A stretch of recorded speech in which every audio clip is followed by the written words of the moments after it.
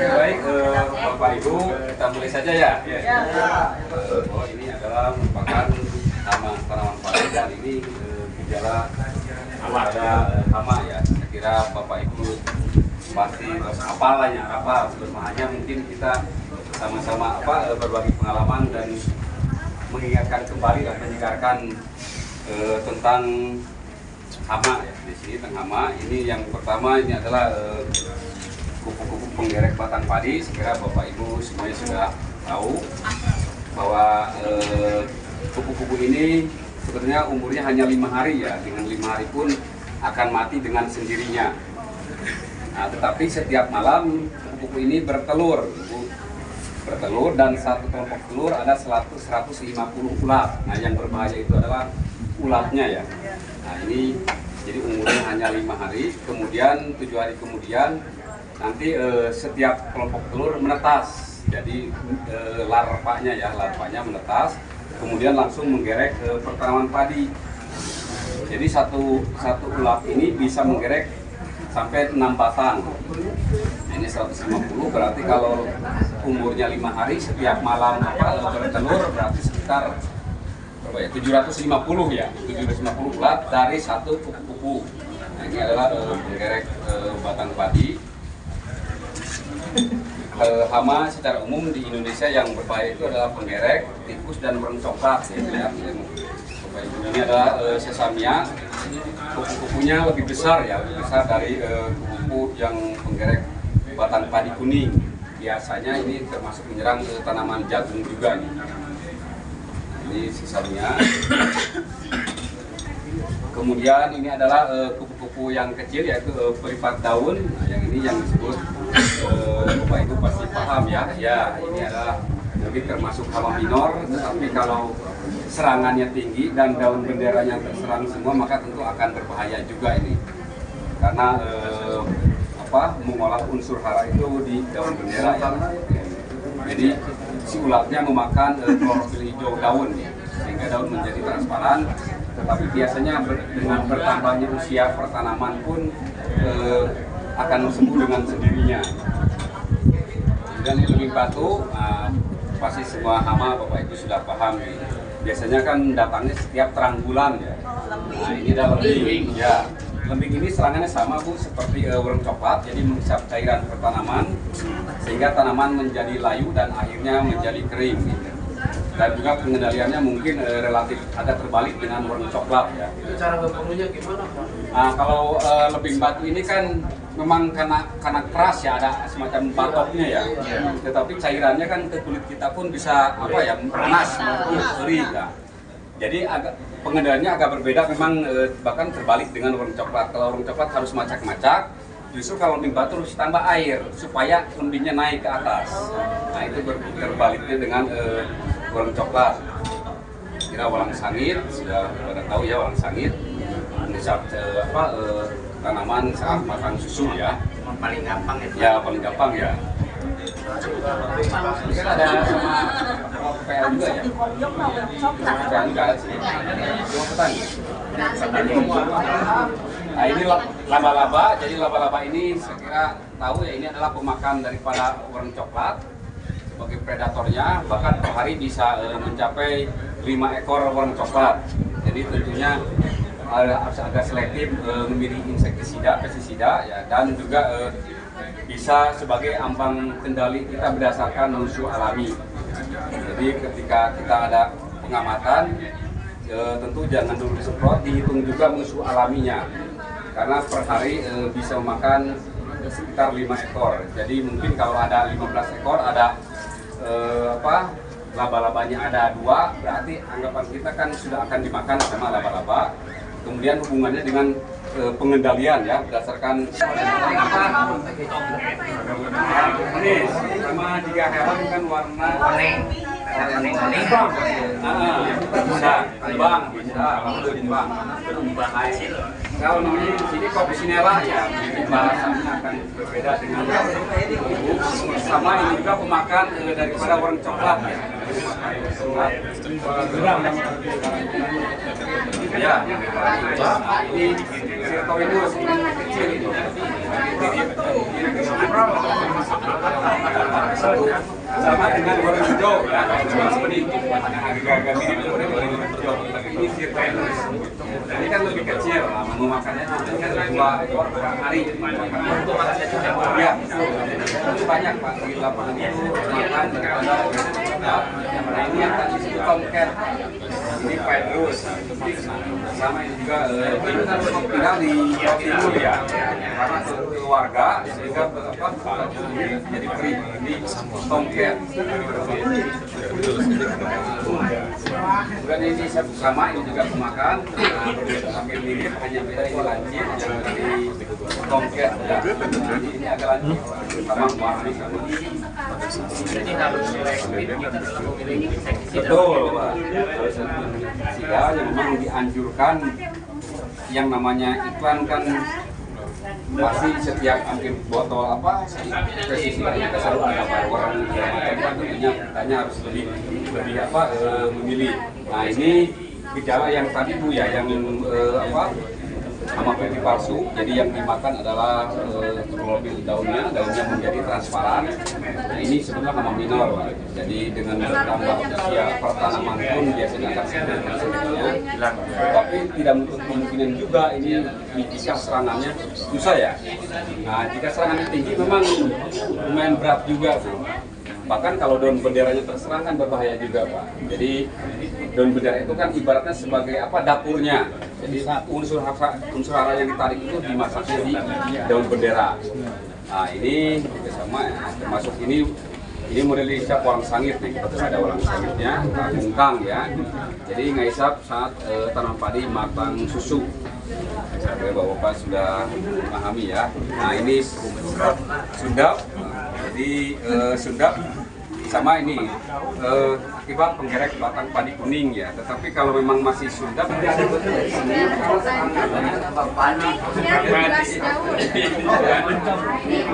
kalau dia pada pasirnya dicampur. Dia sama, gelasnya sama, penyebabnya sama, tapi dia menyerang pada fase vegetatif. Kalau dia fase vegetatif dia tidak gejalanya seperti ini. Ini ada beberapa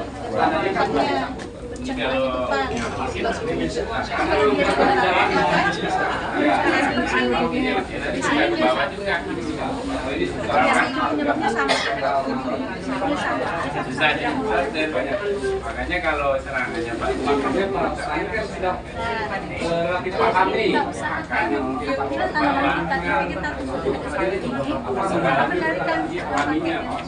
Sehingga perkembangan dari supaya tidak boleh beras. Nah itu yang ini harus Jangan sampai setelahnya musnah. iya jadi karena dipenuhi oleh orang ibaratnya beratnya itu kan pemakan sama Kalau telurnya sampai saat ini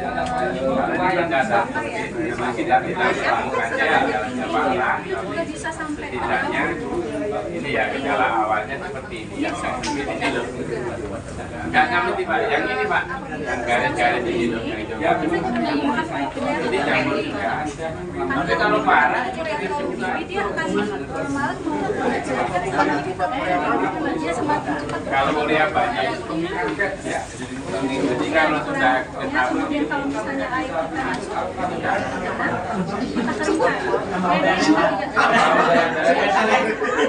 biasanya kan petani begitu agak kuning gitu kan daunnya kan malah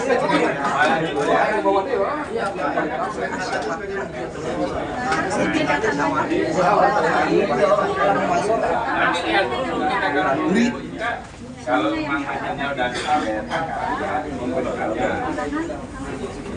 kuning lihat dulu itu kuningnya karena apa bukan karena kurang ya kalau karena ini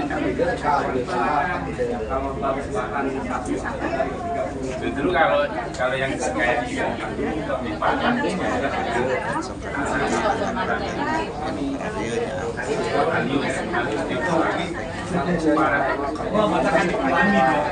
Makanya kaji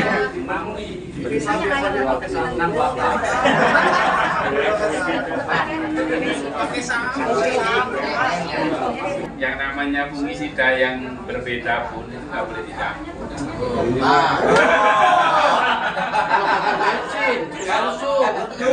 Bahan kimia itu pasti bereaksi. Belum tentu yang ini manjur tambah ini manjur jadi manjur sekali. Tambah susu. Extra bisa. Sama pecil, susu. Extra jos bisa. Pakai extra jos lagi, Pak. Bisa malah hilang fungsinya. Oh, Lebih baik pakai satu extra jos kemungkinan bagus gitu. Ya. Tapi kemudian tambah yang lain. Tambah ayam enak. Pak, jadi ini kan kucing banyak minyak. Ya. Apalagi di Bapak itu ada enggak? Lain. Kalender aman dan penyakit setiap bulan. Terus kita penanggulangan seperti apa, pencegahannya seperti apa, obatnya pakai apa, ciri-cirinya pakai apa. Jadi di sana ada SOP yang kita pakai gitu. Oh, bulan ini itu kemungkinan terjadi serangan apa nih? Ada persiapannya, Pak. Terus kita apa aja yang pakai ya pencegahannya, pakai ini atau pakai obat ini, terus terus aneh kan terjadi serangan udah terlalu. Nah, kita pencegahannya kayak apa? Atau kayak gitu. Biar kita Begini Pak, jadi masalahnya di hamam itu pertama, hamam bahkan penyakit tertentu itu daerah endemisnya itu juga beda-beda. Ya. Memang ada kecenderungan begini Pak, saya ADB di musim hujan itu lebih parah. Tetapi belum tentu di daerah itu dengan daerah lainnya sama. Gitu. Daerah endemisnya untuk ADB seperti di kami ya, itu di sini nggak begitu. Itu di Kuningan parah Pak. Itu ya, di Kuningan di lahan kebun kami juga, di sana lebih parah ADB ya. Kalau penyakit yang lain sih mungkin minor ya, minor sebenarnya. Hanya di daerah tertentu ada yang. Dan jadi kemarin kita kan sebagai petani gimana kan ya kita kan awam terhadap penyakit penanggulangannya, pencegahannya, masalah. Jadi kita ada penyakit ini, ini masih bagus buat apa saya bebaskan gitu kan. Kita karena awam itu kalau ada atau kalau orang-orang kota ada SOP-nya lah kita. Masalahnya itu memang karena beda-beda. Jadi kami juga tidak bisa. Justru kami itu mengajarkan ke petani. Harusnya petani punya catatan sendiri ya. Artinya di daerah kami kalau hujan Hanya tingkat keganasannya yang berbeda. Makanya hubungannya terhadap pertanaman, mungkin Bapak Ibu yang pernah melihat buku deskripsi tahan B3, tahan B2 kan ada ya yang pernah baca. Nah itu pasti setelah diuji di tempat kami dengan warung ini pakannya pun beda.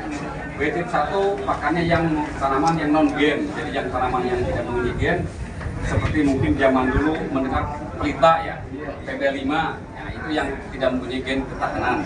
Karena pertama kali yang hancur sama warna coklat ya tanaman yang tadi itu, kemudian diproduksi dengan IR26 yang punya gen PPH 1. Di kami dipelihara, kemudian diganti lagi dengan IR42 yang mempunyai gen PPH 2. Jadi seperti Imparit 37, Imparit 13 kan itu relatif tahan Pak, hidup ya. Tahan terhadap B1, 2 dan 3 karena sudah mengalami kemudian jadi semua pertanaman yang dilepas baik oleh pemerintah ataupun swasta harus begini dulu. Sekarang pun kami sedang pengujian. Jadi pengujiannya padi disebar, semai dikasih orang, terserah orang mau kemana nih yang disukainya secara acak, biarkan aja orang ber. Itu padinya Pak, bibit apa? Yang di sini masih galur posisinya. Nanti yang tahan, yang mana yang tahan, nah baru nanti dilepas di sidang segala macam. Jadi tidak mudah Pak melepas tanaman padi itu. Ya, soalnya di tempat saya itunya Pak 2.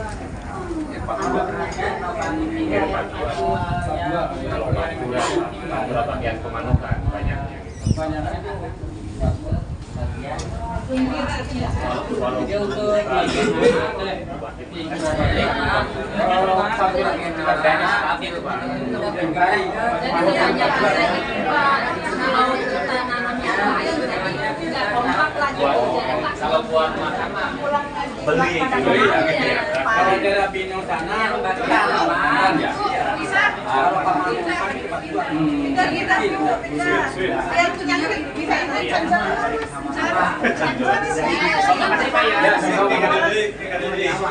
Kalau mau lihat ke Makassar bisa. Kalau mau lihat di seperti apa pemeliharaan di kami di Biara.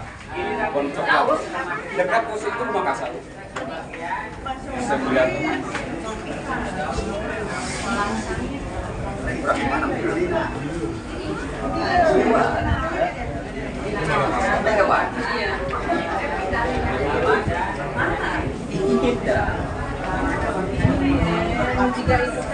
Bau model pipi. enak sih malah sani Kalau saya juga sama. Sudah bukan. kita mau di pancinya pusatnya Pak, satenya bisa. Oh iya Pak, kita nanya Pak Hamana. Oh iya, lebih. Ya lebih. Iya Pak, April. April. Kayak kemarin ya. Kayak kalau luar, April, April. Wah, lembing tuh kamu di sana terus dipanen lupa ngaruhinya Pak. Ya. Umur. Sekarang ngejar ke lampu. Iya. Lampu. masalahnya jeruk tanam dulu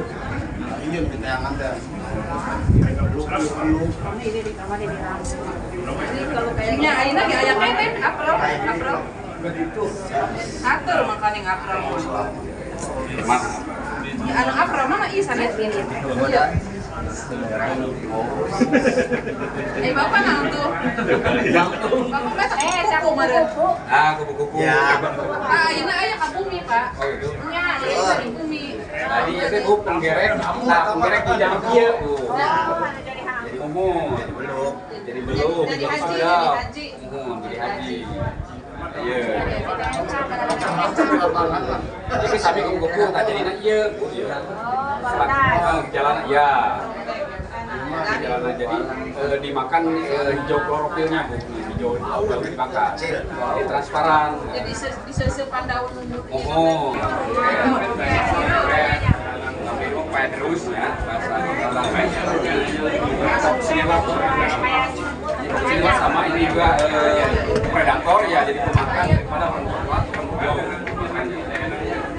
Jadi banyak pemakan, makanya pestisida harus selektif, jangan sesuai saja. Ini bahasa ininya kan ini bahasa Sunda naon. Pernah ada poteng? Ah, benar, potengnya. Kalau di sayuran makan dan paradapnya lalu sayuran itu kan ada alir. Jadi bahasa bisa.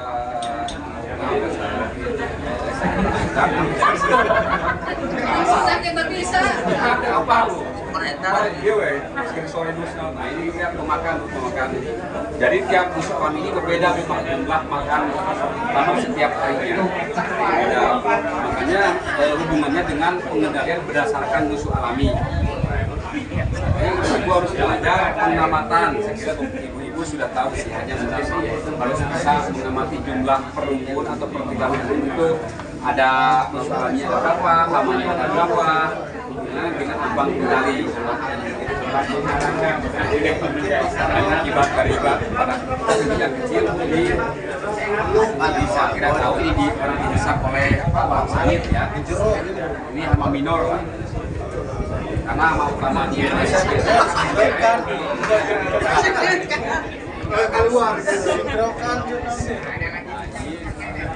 nah, ini warna hijau, Pak. Ini warna coklat. Coklat apalah, coklat. Coklat. Karena dia orang coklat yang tempat masih dia, Pak. Jadi ayam orang coklatnya makannya beda-beda, Pak. Makannya, karena bibit 1, 2, dan 3. Tingkat keganasannya pun berbeda. Makan. Jadi Bapak Ibu kalau melihat ini ke rumah kaca, kami dipisahkan ruangannya. Dipisahkan di ruangannya. Jadi seperti itu, wujudnya sama, hanya tingkat penjelasan yang berbeda. Makannya pun berbeda. Ini sudah jinak Pak, jadi mau terbang kemana-mana. Karena tidak bersayap. Ya, jadi bersayap pendek, ya, bersayap sangat pendek. Kalau yang di lapangan kan berkompetisi, orang cepat pun harus mencari habitat yang baru, otomatis secara alamiah berubah menjadi bersayap panjang untuk terbang lagi mencari habitat yang baru. Karena di kami ini setiap kalau ada layu lebih lagi tanamannya kan. Jadi ya kasih makan terus. Jadi tujuannya itu untuk menguji ketahanan daur baik dari pemerintah maupun dari swasta.